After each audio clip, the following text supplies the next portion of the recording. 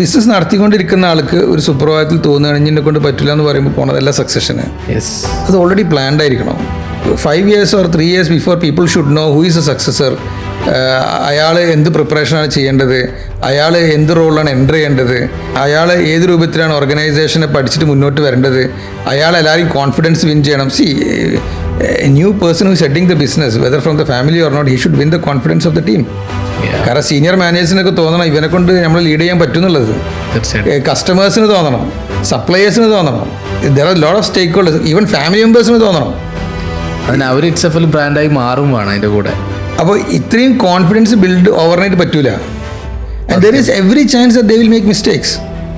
കാരണം പല കാരണങ്ങളും മിസ്റ്റേക്ക് സംഭവിക്കാം. ചിലപ്പോൾ സഹകരണം കിട്ടാത്തതുകൊണ്ട് things can go wrong, or പിന്നെ അവർ അണ്ടർസ്റ്റാൻഡിങ്ങിൻ്റെ പ്രശ്നം കൊണ്ട് തിങ്സ് ക്യാൻ ഗോ റോങ്.